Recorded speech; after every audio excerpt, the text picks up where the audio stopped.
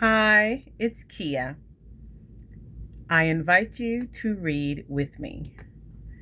Tonight I will be reading from the New York Times, just an article. It was written on August 18th, 26 by Sam Sifton. And it is titled Working Capital. There's lots of news today. Let's start with the exploding business of buy now, pay later loans. It was tempting during the pandemic to buy now, pay later, as a new class of apps was offering, because what a treat. Here was a company in Alaska offering to ship wild-caught salmon to New York, and no need to pay for it right now? Sure. We got deliciousness on the installment plan and paid no interest along the way. 6 years later, folks are using what's known as B.N.P.L for a lot more than fancy seafood. Lending apps can now cover your electricity bill, your health insurance, your water bill, your visit to the dentist, even your mortgage or rent. Use one to pay a $200 bill today, and it might subtract $25 from your bank account every week for 2 months, plus a few bucks for fees. My colleague Stacy Cowley, who covers consumer finance, has a smart story about the loans. They're becoming the working capital for the modern middle class, a market expert told her. Consumers are using it more for essential everyday things.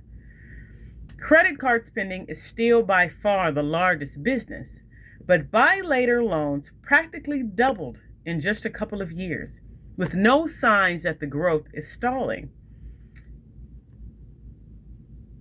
Is that a change in consumer preference, or are folks just desperate to meet their monthly nut?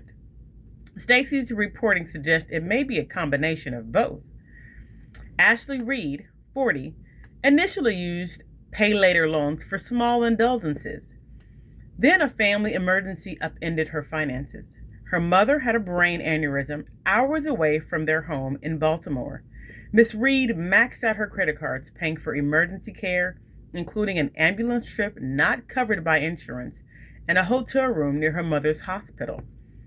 Loans from Afterpay, Klarna, and other merchants became the only way she could keep up with her electric bill, auto insurance and repairs, and other essentials.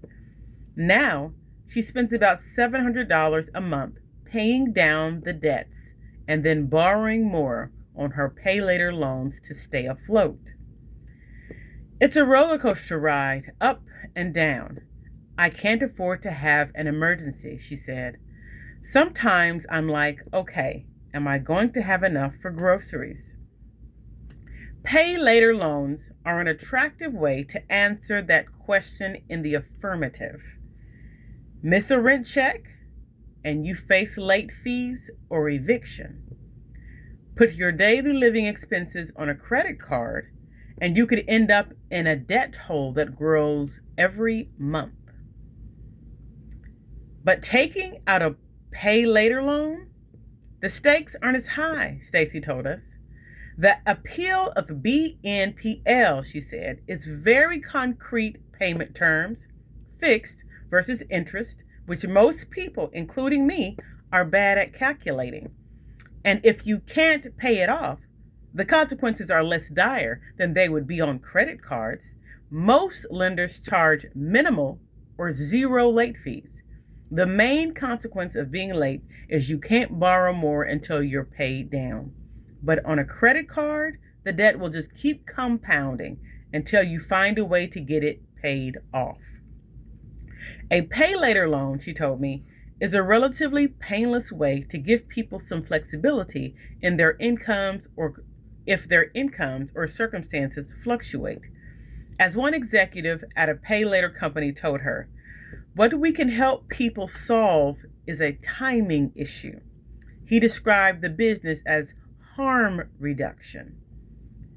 So, should you download one of these B.N.P.L apps? I put the question to Stacy. That's one of the prime questions, she responded. I'm blushing.